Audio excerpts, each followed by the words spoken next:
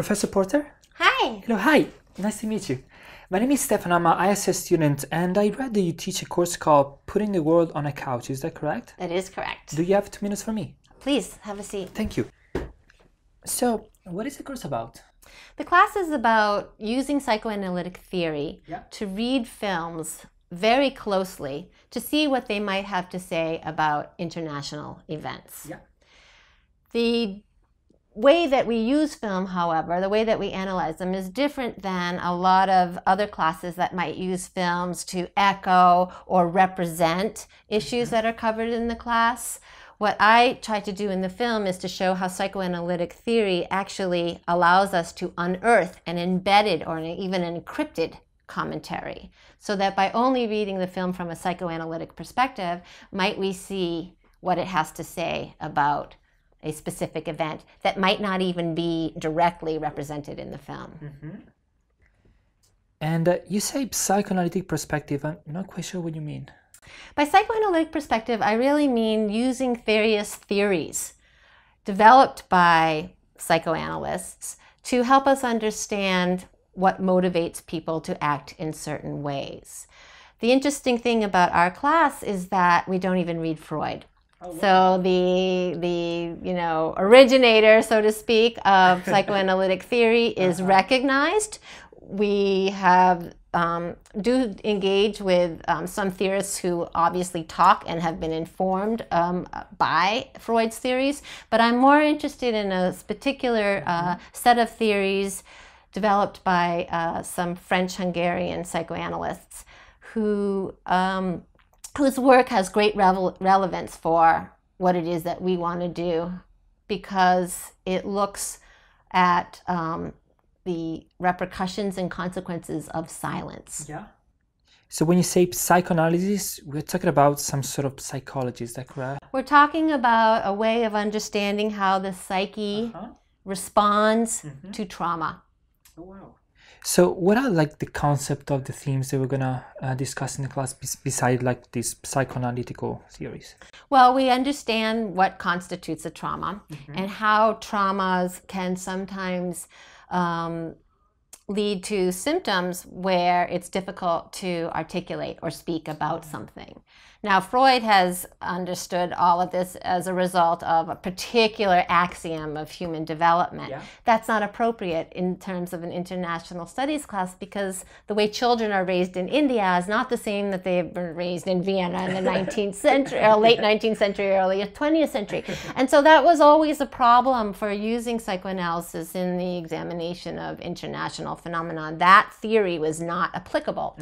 What the theory that I use is really basically a metapsychology of secrets. Wow. So it looks into how something that might be considered shameful and is kept silent might nonetheless still be passed on to generations that follow that. And why did you decide to teach this course? I became interested in psychoanalysis as a result of my study of early Chinese culture. Oh, wow. And I was fascinated by the emergence of certain cultural practices.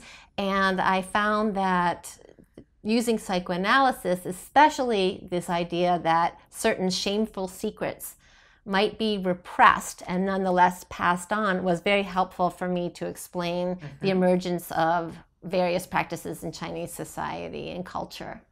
And what do you think about like teaching this course online? How is that going to be? I'm actually quite excited to teach it online. Yeah. It's going to be something that's very new for me, because there's a lot of questions about the theory, how to apply it. Yeah. So what I'm actually very interested in is the online communication, the written communication that's going to have to happen in order for people to feel that they actually have a good grasp of the material. I find that when people write things, they think about them. How exactly do I want to phrase my question? And that process allows them to actually get deeper into the material. Yeah. And so I'm excited about having that type of interaction and not only a face-to-face speaking interaction.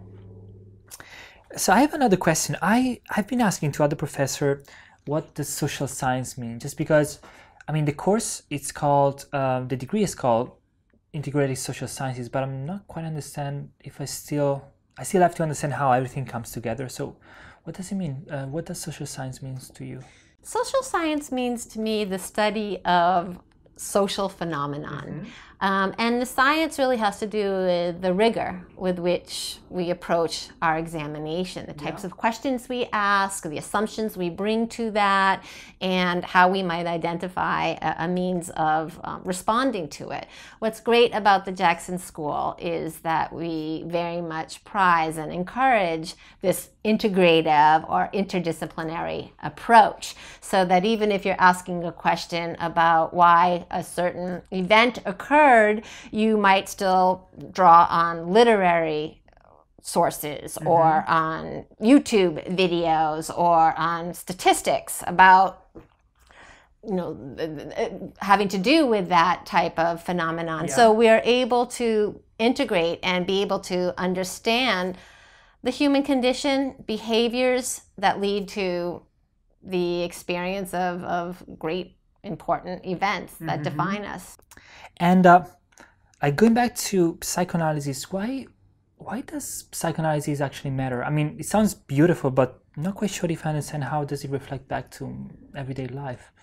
Well, for me, there are two real wonderful skill sets that can emerge from the use of it. Number one is that using psychoanalysis, you really have to analyze. There's no such thing as prescription. You cannot just apply, although sometimes that has been done with Freud's work, but I don't like that. The specific theory that I use really enforces you to get in and be a detective, so to speak. So in that way of learning how to read and be sensitive, close reading, figuring out the way that different elements of the film engage and actually form themselves into an encrypted narrative is one thing that I think is very important and a wonderful skill.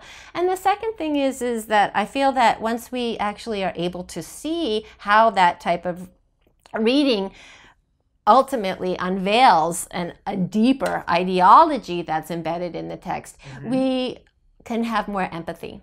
So if we understand certain character motivations as reflecting a certain psychic discomfort, so to speak, we can then extend that to perhaps understanding how it reflects on a national discomfort, and then ultimately understand how that might inform how that country engages with other countries.